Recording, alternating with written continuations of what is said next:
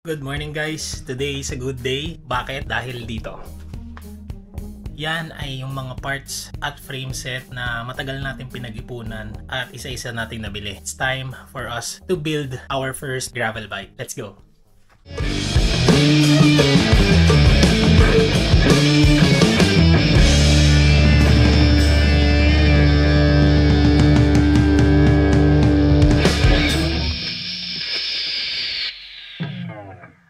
At ayan, it's 9:30 AM at sasakay natin itong mga parts sa sasakyan para madala na natin sa bike shop.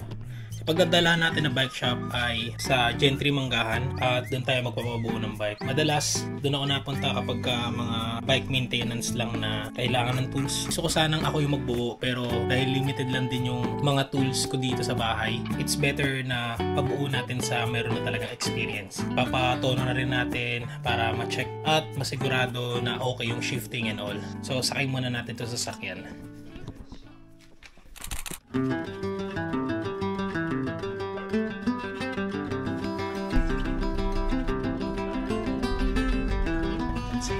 Paano natin?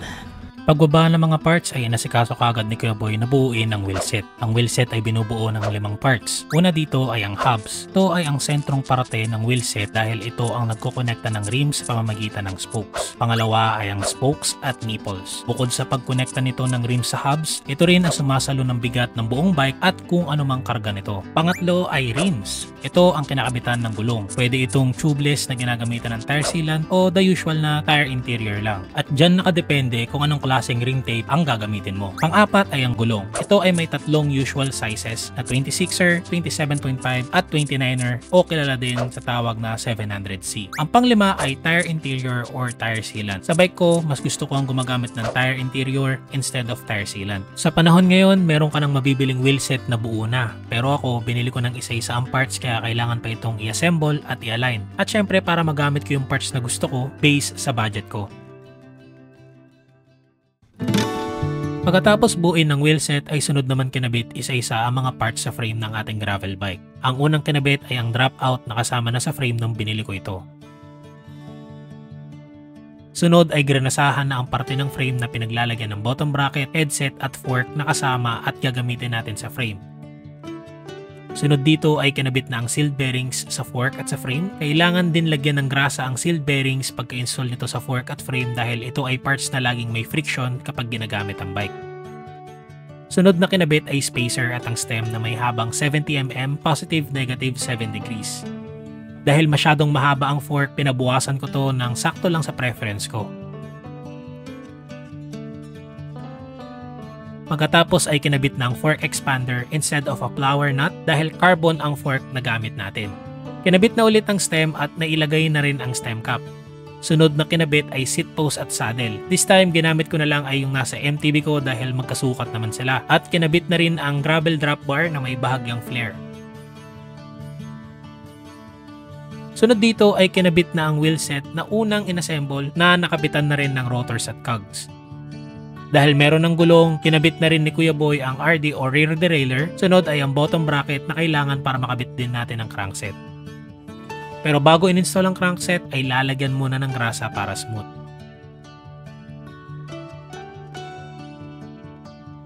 Sunod ay ang pedals. Kinuha ko lang din ang flat pedals na ginagamit ko sa MTB ko para makamenos din muna.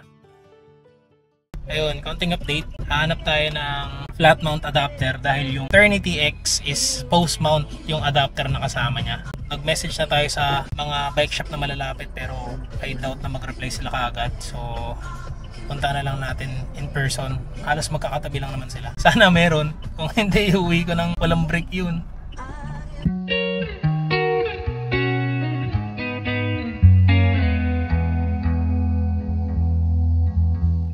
Meron tayong nahanap sa Gentry Ray Bikes. Sana meron silang front at saka rear na adapter nun. Ayun, kahit dito na lang boy. Ayun, nandun sila. Kunin ko muna. At nakabili kami exactly for 160 na size ng rotor. Problema, pangharap lang to, kailangan namin is yung panlikod, which is yung flat lang talaga siya. which is normally kasama sa mga brake. Kasi yung brake na gagamitin natin para sa frame ay Ternity X, which is ang kasama niyang adapter ay pang post mount. Kaya wala tayo nun. Worst case scenario ay mabuo natin, makabit lang isang brake, then order tayo online. Pero gusto ko na kasi sanang mabuo ngayon para wala na tayong problema. Pero malaman natin mamaya pagbalik doon. Hindi na siguro tatama yan. Hindi na doon. Unfortunately, wala kaming mahanap na adapter na flat to post mount for rear brakes. Kaya no choice ako kundi umorder online at iuwi muna ang bike with just the front brakes.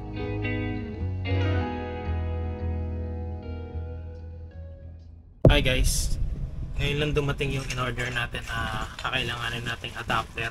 And also, umorder na rin ako ng crank arm skin. Kasi medyo barubal ako gumamit eh minsan, kaya mas maganda para iwas gasgas, bumili na rin ako. Yung sa MTB ko meron ding arm skin yun, and ayun, naiwasan ko yung mga gasgas. Hindi naman sa sobrang arte, pero alam ko kasi kung paano ako gumamit. Ayan, bumili na rin pala tayo ng chain guard. Ganito rin yung gamit ko dun sa MTB. Ayan, ZTTO din. Kaya natagalan kasi wala akong mahanap na nagtitinda nito dito sa Cavite. Nag-try na rin ako sa ibang mga local shops within Cavite, pero wala eh. So kailangan talaga nating hintayin at orderin sa mismong shop sa Shopee. Ito yung in-order nating crank arm skin. Ayan. So ang gagawin natin ngayon ay install lahat ng dapat i-install, tapos kailangan ko rin i-adjust yung brakes. Let's go.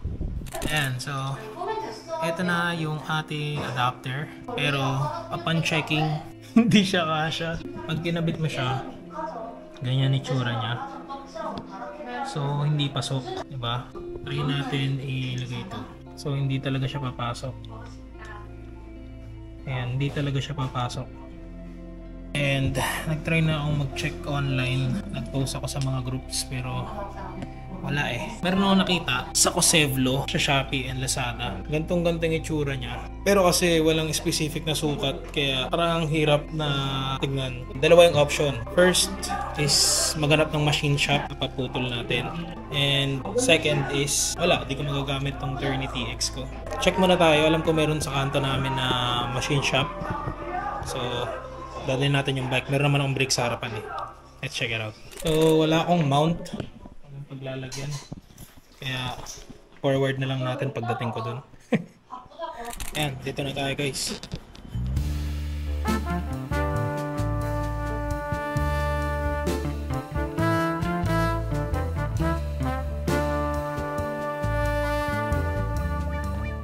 Ayan na nga, kahit anong gawin natin dito sa ano na to, adapter na to, at saka dito sa Ternity X na post mount, di talaga siya kasya sa JR02.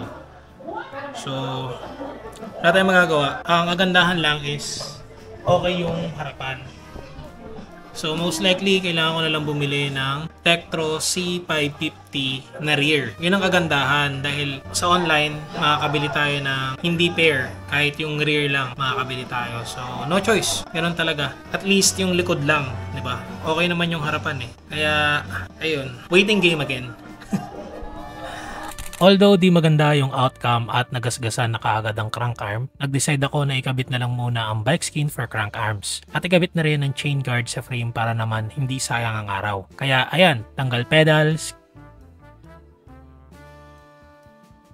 kabit ng bike skin,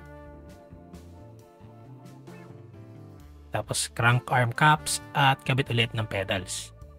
May mga araw talagang maasim. Pagkukulang ko din yon sa research dahil di ko na double check at nawala sa isip ko na post mount nga pala yung brakes at flat mount naman ang need ng frame set ko. Kaya dito na lang muna and stay tuned for part 2 dahil kung order ako online ng brakes, it will take days, kaya see you on the next vlog. If you have some questions, share it on the comment section. Salamat sa panonood at ingat!